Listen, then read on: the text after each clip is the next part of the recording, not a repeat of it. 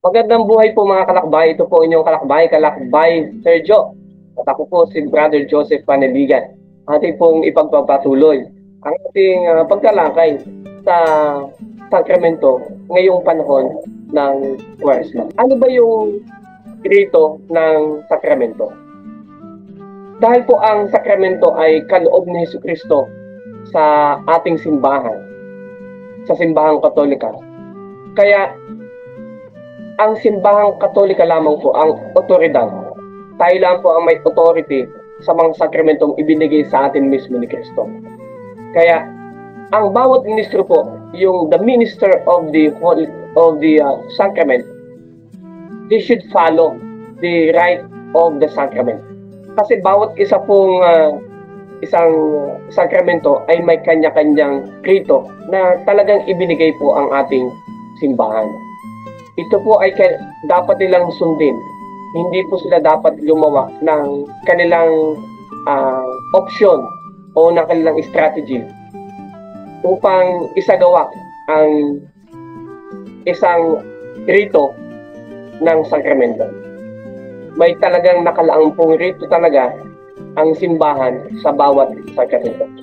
Tayo po ay siyempre may rito po tayo ng binyag, may rito po tayo ng banal na Eucharistia.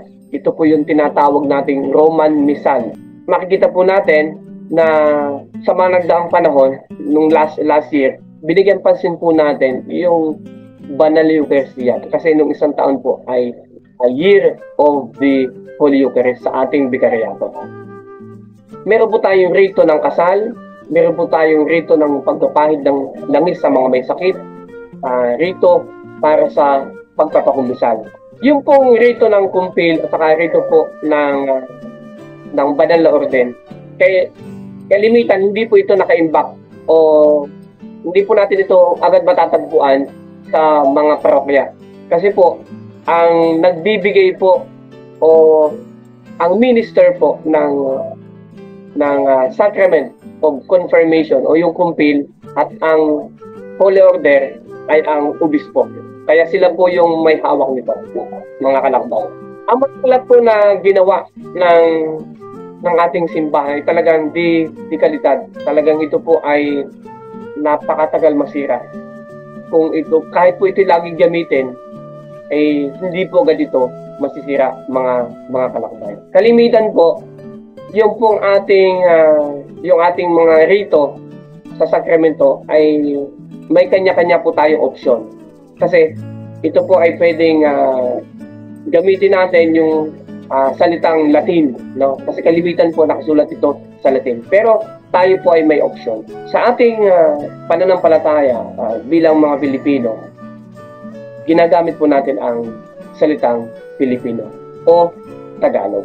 Kaya mga kalakbay, mahalaga na tinitingnan po natin yung bawat rito ng sakramento. At mahalaga po ito para sa pagkaroon mismo ng bisa ng ibinigay na sakramento. Sabi nga, by the power of the rite.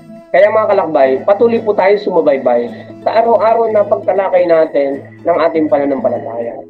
Higit sa lahat, sa banal na sakramento. Ito po inyong kalakbay na nagsasabing, sabi nga, ni Father Rocky, kung matututunan mo ito, isasabuhay mo ito. Kung may sasabuhay mo ito, mamahalin mo ito. At kung mamahalin mo ito, hindi mo ito kailanman iiwan. Magandang buhay po sa inyong lahat.